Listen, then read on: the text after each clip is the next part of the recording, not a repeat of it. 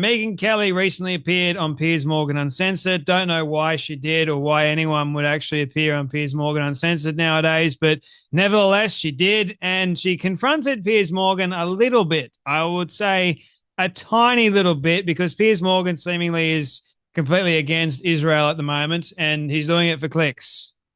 We'll just make that abundantly clear. I'll be making another video about why Piers Morgan and how he's been lying quite considerably and how much of a journalist he really is. He's not a journalist anymore. He's like Jerry Springer, okay? Shock jock. I'm going to just do this because I want the clicks, I want the money, I want the fame, the notoriety, but not actually tell the truth. So Megyn Kelly was asked about the situation in Gaza at the moment, because the mainstream media, including Piers Morgan, love to lie and love to say that Israel is at fault. Israel is committing a genocide. Israel is starving the people of Gaza at the moment. Right, okay. Those are all lies, and there's not a shred of factual evidence to support any of those claims that people are making, that Israel is committing a genocide and Israel is starving all the Palestinian people. That's not true at all, but people like Piers Morgan run with it. Now, there's one thing that Megyn Kelly confronts Piers Morgan on, about the Hamas propaganda. And she's quite good at alluding to that fact, okay? But then something else happens. Have a watch of the exchange. I think you can be supportive of Israel's right to defend itself. And you can support what Israel did with Hezbollah and what they did with Iran, as I have done. But also be incredibly concerned by these images coming out of Gaza now of starving people. Where do you sit with this, Megyn? Because it is complex. I don't for a moment suggest this is easy in any way. But where do you sit with what is going on now with Gaza? Well, I'm always reluctant to put too much stock in the images coming out of Gaza, that phrase, because they're manipulated and they're masters of propaganda, and they're fine having their own children starve just as long as they can put them on camera and show them off to the world. That's Hamas. And frankly, it's a lot of Palestinians. So I'm very skeptical of taking those images at face value and saying it's Israel's fault. Having said that, it's time. It's time now. Israel, whether it realizes it or not, has made itself the villain of the world in letting this thing go on so long. They have lost support amongst their dearest friends.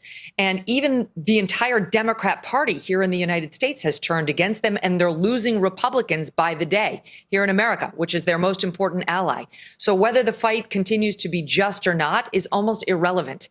As Trump said when he was running this time last year, not yet elected, time to wrap it up.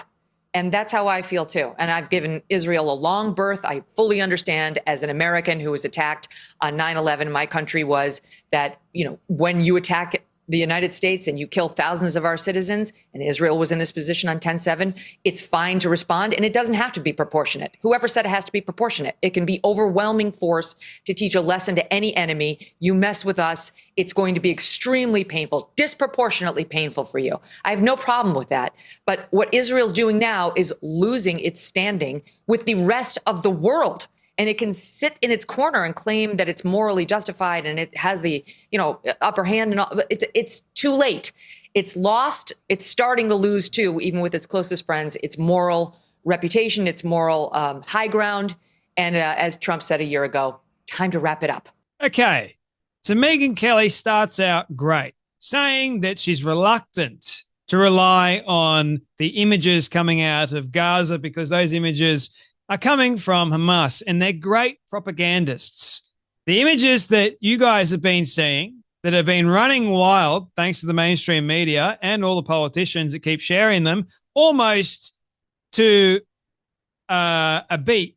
Like, it's quite amazing to watch all the politicians and the mainstream media just jump so quickly on this. It's almost like Hamas has gone, post this photo, please. And they've gone, sure, Hamas, we love you. We're supporting you. We hate Israel. Let's post this. And so the photos that have been circulating of apparently these starving children, they're not starving. They're of images, one of them of a child in Syria of 2014, for goodness sake. And the other one is of a child that has a muscular disorder and a problem. And you see his brother beside him, he's quite healthy.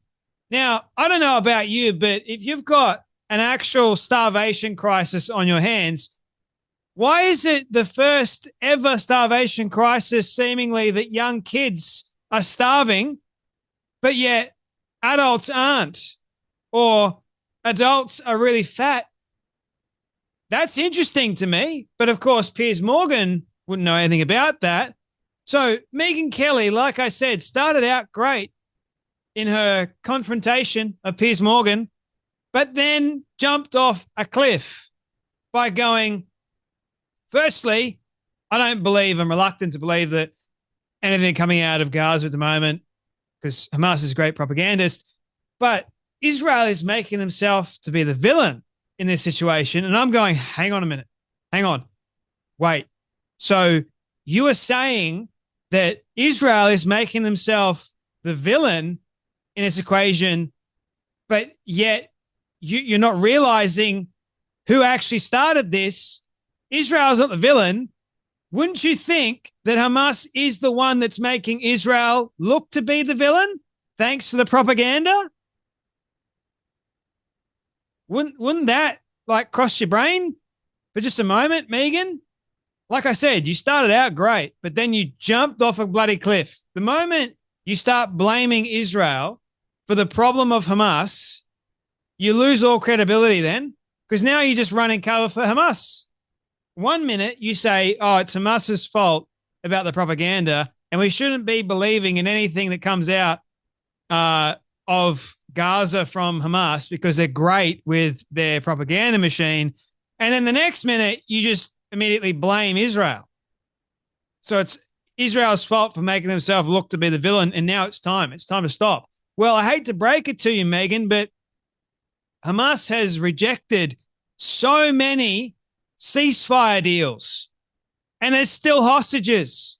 So yes, it's all good and well for you to say that it's time, and the longer this drags out, the more people are going to turn on Israel. And those people that are turning on Israel, you got to ask yourself why.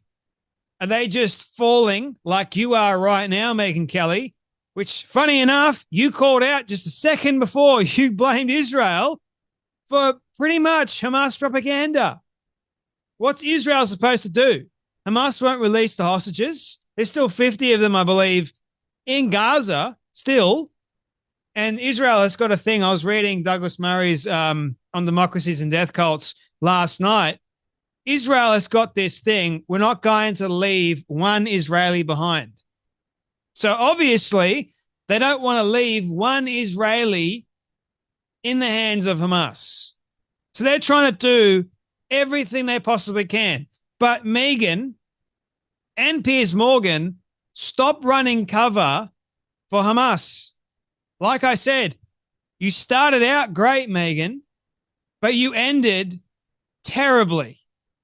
You're going, oh, more and more Republicans are fed up and they're sick of it. Of course they would be fed up because they're seeing nonstop all of the propaganda images from Hamas. What are they supposed to do? I'm fed up with seeing all the propaganda images. I just want it all to end too, but I'm not going to go against Israel. No. Like, yes, Megyn has been somewhat bipartisan and somewhat good, but now it's starting, right? Now it's just like, I don't believe in Hamas propaganda, the images that are coming out, but it's time. Israel's got to stop. Enough's enough. Israel, it's time. Here is the starvation in Gaza update for you all. This is from Ant. Ant speaks.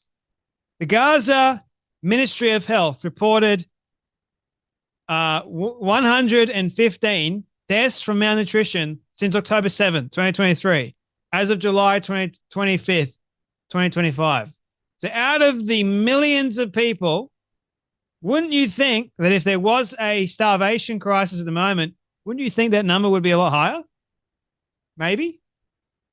Goodness me, more Jews died in the Holocaust from starvation than that. Just point that out.